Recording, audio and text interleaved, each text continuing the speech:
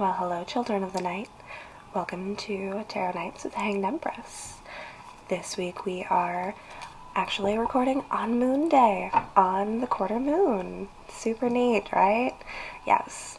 And the quarter moon is in Libra, so I think that is a really cool energy to get to have this place to meet at because of our very deep emotional new beginnings that we had.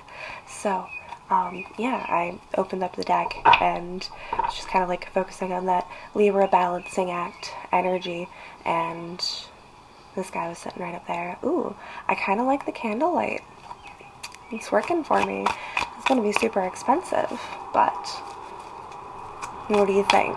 Ambiance? Is it setting the mood a little better? Maybe. Alright. What do we have coming for us? What are we working on? What are we building up? We are growing with the moon. We are changing. We are shifting. We are... Oh, no, maybe the light's not fabulous. There we go. That's good. I'm victorious with the moon. Letting the moon guide us to our victory. Letting the mystery guide us to our victory. We don't know exactly where we're headed, do we? We know what we want. We know where we're going. But the path is still a little dark. Our moon is not full yet. We are still working in spirit. Hard at work in spirit. Hermit on the top of the deck. Definitely some hermit vibes.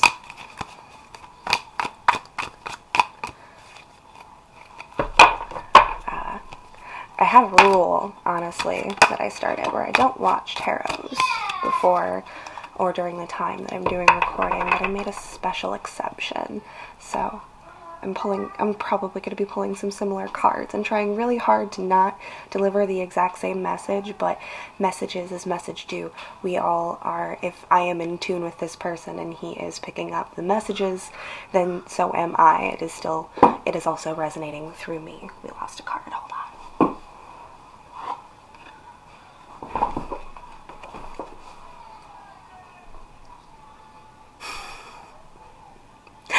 Hermit was on the top of the deck. We shuffled. He came back out because, like, no, don't ignore it. Don't pretend. It's not cheating.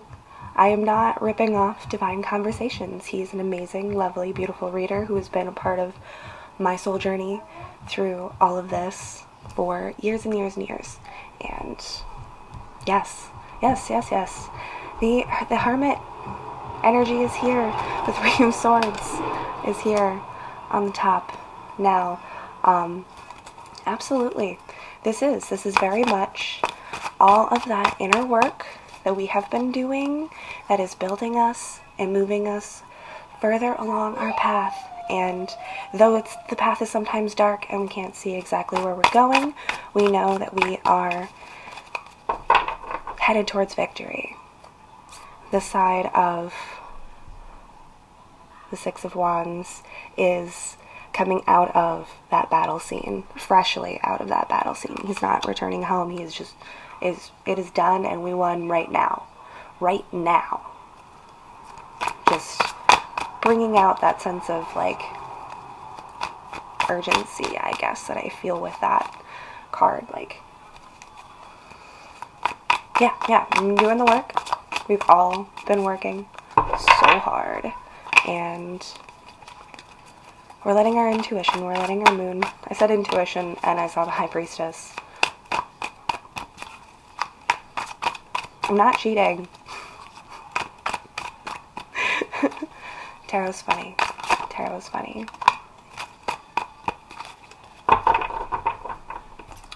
Grounding, balance, new starts,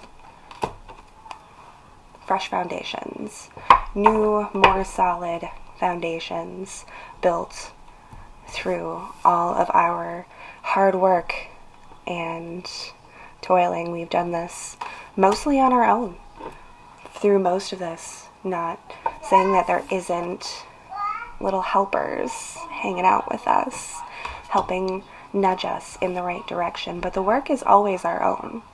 We have to choose to walk that path. We have to choose to take the advice of those little helpers who are trying to push us in the right directions. And when we do this, we are building, we are growing, we are coming into that sense of stability and foundation, and just really knowing that what you're doing right now is right. It is correct. Knowing that you are on the right path, sometimes that's all we want to hear. Am I doing the right thing? Am I? Yes, yes you are. If you have been working on yourself, your spirit, and you have gone into the depths and the darkness and the caves of your very soul, and you have met the monsters in there, yeah, you're ready. Yeah, you're ready. The star just showed its face. You're ready. Oh, I know we're still tied. I know we're still tied up. I do. I feel it. I feel it too. I know. We are tied up, but it is loose. The binds are loose. The sword is in our hands. The eagle is calling our names. Freedom. Messing with hair, because hair things today. Lacking my Leo luster, apparently. It's alright.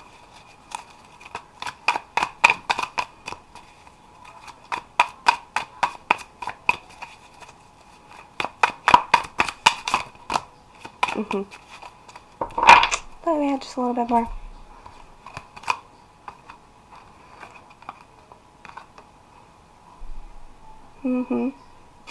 Four of Swords.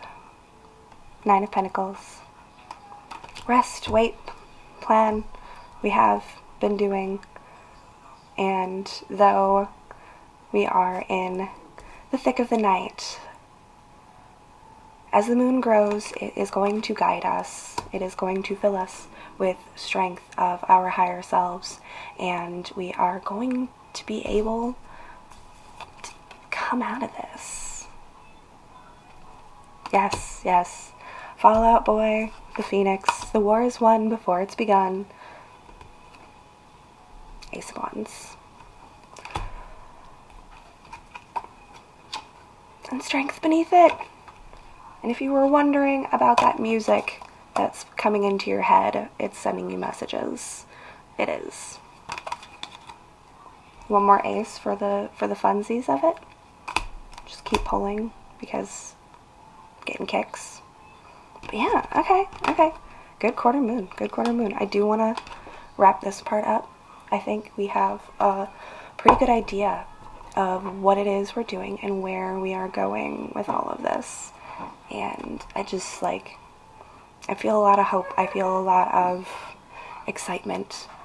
You know, I know that there are parts of this path that are not yet illuminated. I know that we are still tied up in some ways, but everything that we have been building and working on and growing with, it's coming in. It is.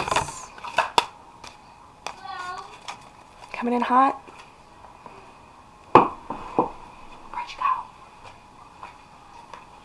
Where did you go?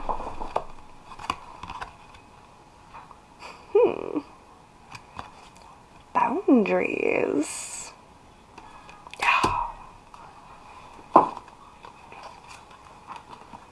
It's the most important thing to remember when we are putting something to an end and starting something new. Remembering to establish our boundaries.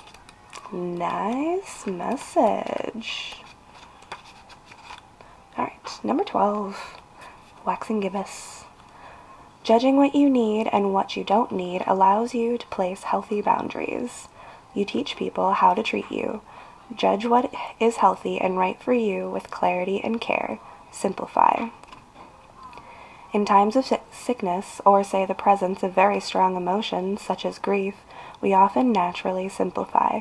We cut out all the extras that are too hard or too complex at the time. We might not take up an invitation to an event we might have to work at attending. We might only watch a film we know uplifts us. We might only want to see or communicate with friends we know and trust to understand, love, and support us. Warts and all.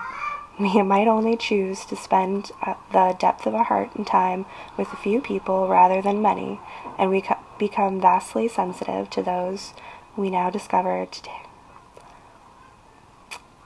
And we become vastly sensitive to those we now discover to take their unfair share of our energy. We might also look to our body more compassionately and eat nourishing foods to heal it, do comforting things for it to recover more easily, or just decide to rest it completely. If we are healthy people, we naturally action a kind of simplicity and a set of boundaries to protect ourselves so we can give ourselves some space to heal. What if we did this all the time?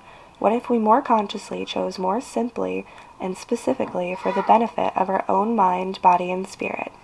Yes, life is complex, but it can be richer and more enjoyable if we pare back what is negatively extra and choose a more deliberate and authentic path. We do not need so much fluff and people-pleasing running around madly, and fast food and fast fashion and gossip and hardcore Olympic-level scheduling and stress. We don't. Look at what you chose to do last time you were forced to simplify. If it was a positive choice, maybe that could be your starting point for something better today. The judgment you made was for you, and it worked. Not all judgment is bad or to be avoided. Every single one of us judges every day. We judge what brand of washing powder to buy. Among many, we judge what TV show is good and what isn't. We vote, which is a judgment on trust. We have a legal system with a judge. We judge what we will accept and what we will not. If we don't, we do not have values, nor do we have boundaries. Huge issues for some. To simply focus on your own experience and not look outside yourself for justice may all be very nice for gurus, but for those of us who want to be the change we wish to see, I judge, happily, that certain things are unacceptable. So I strive to change those things. People judged that slavery wasn't right and involved themselves in change, even to the extent of waging war. People judged that whaling wasn't right, and so it has been banned in most countries.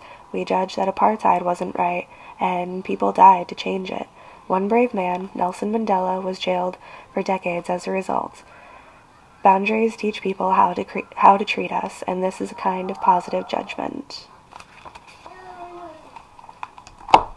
Yes. Let us all walk into this new foundation with a clear set of boundaries. We know what's good for us and we know what is not. I know we all know what is not good for us. We have seen it, we have lived through it, we have talked about it. We know what's not good for us. Set that boundary for yourself when you step into this new world, this new you, this new life. When you start over, whether it's now, whether it's a week from now, whether it was yesterday, boundaries, set your boundaries, know what you want. Know that you're worth those boundaries. Absolutely. Thank you all so much for coming out. This was a really good collective read, and I hope you had a great time. So go ahead and hit like or subscribe. Come on in. Join the moon journey. It's a lot of fun. Thanks again. We'll see you on the next moon.